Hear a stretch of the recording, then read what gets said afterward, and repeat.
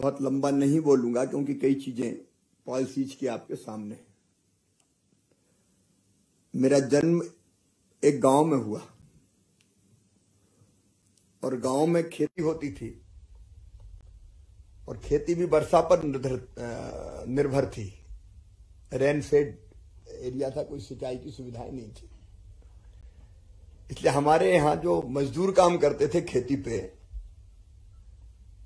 उनको खेती के एक सीजन के लिए तो काम मिलता था, बाकी समय उनको काम की तलाश में गांव के बाहर भी जाना पड़ता था।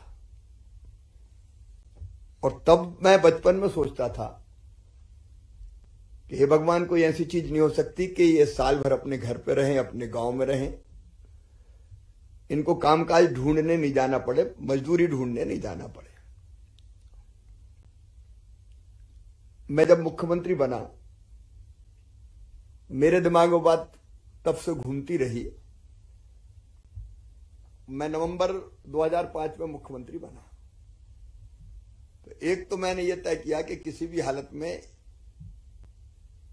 एक क्रॉप नहीं, सिंचाई की व्यवस्था कर दें तो 3-3 क्रॉप भी लेंगे। किसान का भी फायदा, मजदूर को भी काम मिलेगा। वो एक तड़फ थी अंदर। और दूसरे तब कहते थे कि एक आध फैक्ट्री लग जाए। लोग कहते थे भैया इधर अगल बगल में एक आध फैक्ट्री लग जाए तो फिर यही काम मिल जाए, बाहर ना जाना पड़े। तो मेरे मन में वो बात बड़ी प्रबलता से थी कि इन्वेस्टमेंट तो लाना है, बिना उसके काम चलेगा नहीं। तो मुख्यमंत्री बनते ही मैंने अपने क्षेत्र में भी प्रयास किए। तो ट्राइडेंट, वर्धमान, अलग अलग इंडस्ट्री पहले देखा, भाला, फिर आना शुरू हुआ। और उसके बाद आज मेरे अपने एक ही कस्बे बुधनी में लगभग 15,000 लोग काम कर रहे हैं, दोनों ये अपने टेक्सटाइल की यूनिट्स में। और आज भी जब मैं आपके सामने बात कर रहा हूं तो इस नाते नहीं कर रहा हूं कि मुख्यमंत्री को कुछ ना कुछ करना पड़ता है। मैं उसी सोच से कर रहा हूं कि मेरे मध्य प्रदेश के बेटा बेटियों को जॉब के लिए बाहर ना जाना पड़े। हम अपने प्रदेश में ही ऐसी सुविधाएं विकसित करें जिससे उनको अपने स्थान या आसपास रोजगार मिल जाए, काम मिल जाए। मुझे ये बताते हुए खुशी है कि बेरोजगारी की दर इस समय सबसे कम मध्य प्रदेश में है, 0.8%, 9%, 0.9%। तो कोशिश हमने सब दिशाओं में की, अलग अलग, उसके विस्तार में नहीं जाऊंगा। लेकिन एक कोशिश लगातार ये जारी है कि ऐसे सेक्टर में इन्वेस्टमेंट ज्यादा आए जो जॉब क्रिएट ज्यादा करे। और इसलिए रेडीमेड गारमेंट्स या टेक्सटाइल का सेक्टर मेरे लिए दिल के बहुत करीब है, क्योंकि रोजगार के अवसर ज्यादा देता है। इन्वेस्टमेंट बड़े बड़े भी आए मध्य प्रदेश में, कितने हजार करोड़ का, 6,000 करोड़ का। जॉब्स कितने, 250। जरूरत उसकी भी होती है। लेकिन ये जो सेक्टर है हमारा, यहां तो 100 करोड़ का आप इन्वेस्टमेंट करो, पता चला कि 3,000 लोगों को, 4,000 लोगों को रोजगार। और इसलिए आज मैं आपके सामने नीति और पॉलिसी की बात नहीं कर रहा हूं। मनीष ने आपको बताई है, पेन ड्राइव में मिल जाएगी। हमारी टीम, हमारे मंत्री जी, बाकी सब प्रस्तुत रहेंगे आपके लिए। मैं दिल से ये कह रहा हूं कि आप आइए, इसलिए कि मैं जॉब्स के अवसर ज्यादा से ज्यादा क्रिएट करना चाहता हूं। इकोनॉमी बढ़ेगी, क्योंकि मैं अपने ही गांव को देख रहा हूं। वहां जो लैंड की, जमीन की कीमत कभी हुआ करती थी 2 लाख 3 लाख रुपया पर एकड़, आज 1 करोड़ रुपया में नहीं मिल रही। सारा परिदृश्य बदल जाता है। और इसलिए मेरे मन में है कि रेडीमेड गारमेंट्स हो, टेक्सटाइल हो, ये तेजी से आए। और इसलिए जो आए, Nahar, Maral, Pratibha, Manjeet, Trident, Vardhman, ACL, Gokuldas, Best Corporation, अब यहां के भी 2 तो हैं कम से कम। हमने कोशिश ये की कि उनको कहीं भी ये महसूस ना हो कि अरे यार हम कहां फंस गए। कई बार होता है ना कि शुरू में आप रंगीन सपने दिखा दिखू के ले जाओ और बाद में इन्वेस्टमेंट कर दिया तो फिर परेशान घूमे तो साहब मिले ही नहीं रहे थे। तो हमने भरसक सचमुच में कोशिश की और आगे भी हमारी ये कोशिश रहेगी कि आप अगर आ जाएंगे तो आप 4 और लेके आएंगे। चलो यार मध्य प्रदेश चलते हैं। ये और इसलिए पॉलिसी सारी आपके सामने मैं फिर बताऊं कि हम ये देंगे ये देंगे ये देंगे, उसकी जरूरत नहीं है। एग्रेसिव बहुत प्रोग्रेसिव पॉलिसी है हमारी। अभी मनीष ने आपको बताया कि हम क्या क्या देते हैं और सीसीआईपी में जरूरत पड़ती है तो केस टू केस हम और भी सुविधाएं देनी पड़े तो देते हैं। बस एक ही चीज मेरी आपसे कि विन विन सिचुएशन रहनी चाहिए। मैंने पहले भी कहा कि हमारा स्वार्थ है हमारे राज्य में इन्वेस्टमेंट आए, ग्रोथ बढ़े, इकोनॉमी बढ़े, लोगों को जॉब्स मिले और आप आए तो आप भी इंडस्ट्रियलिस्ट के नाते लोगों को रोजगार भी दें और धन भी कमाएं। ये विन विन सिचुएशन है।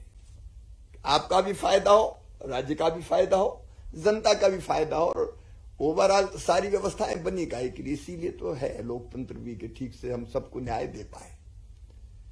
और इसलिए बिना किसी संकोच के आपके मन में अगर ये आता है कि मध्य प्रदेश में निवेश करना है, नहीं आता तो आप लाइए एक बार, आप कोशिश करके देखिए एक बार। मुझे लगता है कि कोई परेशानी और दिक्कत नहीं होगी। आपने सारी सुविधाएं देखी। मैं फिर से बताऊं, जमीन आप देख लो, हमारे यहाँ हर जगह जमीन उपलब्ध है। ग्वालियर चले जाओ, जबलपुर चले जाओ, इंदौर चले जाओ, देवास चले जाओ, उज्जैन चले जाओ, भोपाल चले जाओ। मैंने पिछले सत्र में भी बताया था कि 1,22,000 हेक्टेयर जमीन हमारे पास, एकड़ जमीन हमारे पास आज रखी है। जरूरत पड़ेगी तो हम और ले लेंगे। अलग अलग इलाकों में हम डेवलप भी कर रहे हैं, अलग अलग एरियाज। पावर हमारे पास है, पावर में बिजली भी है और स्किल्ड मैन पावर भी। पानी हमारे पास है, मैंडेज लॉस नहीं है, कोई हड़ताल वड़ताल बाकी कुछ होती नहीं है। लगातार हम आपके साथ खड़े रहते हैं। तो मुझे लगता है कि जितनी चीजें हैं, कोई लैंड ऑर्डर क्या, मुझे 3 साल या मुझे लगता है 4 साल पहले कहा था वर्धमान वालों ने कि सब अलाउ कर दो, लड़कियां बेटियां भी जो वो 24/7 3 शिफ्ट में काम करें। अब अपने यहाँ रात में काम करना थोड़ा सा बड़ा ऑड माना जाता है कि बेटियां वुमेन रात में काम करने जाए। हमने मध्य प्रदेश में फैसला कर लिया, किसी ने कोई सवाल नहीं उठाया। 3 शिफ्ट में काम कर रही है, आपको मशीन बंदी नहीं करनी है। फिर स्किल्ड करना हो तो उसके लिए हम आपके साथ खड़े हैं। इंडस्ट्री के साथ मिलके हमारी ITI में हम कर सकते हैं, हमारा स्किल पार्क्स में कर सकते हैं। आपके साथ मिलके कहीं आप भी ट्रेनिंग देते ही हैं, ले जाते हैं और बाकी जो इंसेंटिव देते हैं वो आपने देखे ही है। तो मैं मानता हूं कि उद्योग लगाने के लिए क्या चाहिए और आप बताइए। फिर हमारे अफसर बहुत अच्छे हैं, मंत्री अच्छे हैं, बुरा तो मुख्यमंत्री भी नहीं है। मैं हर मंडे को अवेलेबल रहता हूं। मैंने तय ही किया है कोई एकदम कोई बहुत अर्जेंट कुछ आ जाए तो मैं नहीं कह सकता कि कहीं बाहर कोई मीटिंग हो गई, जाना पड़ा, पार्टी का कोई फंक्शन हो गया या कहीं दिल्ली में कोई ऐसी चीज हो गई। नॉर्मली मैं हर मंडे को इन्वेस्टर के लिए समय रखता हूं 11 बजे सवेरे से।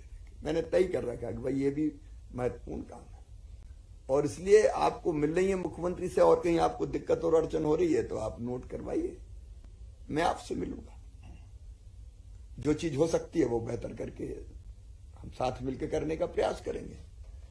मुझे लगता है कि जैसा एनवायरमेंट इकोसिस्टम मध्य प्रदेश में है, इस सेक्टर के लिए और कहीं नहीं होगा।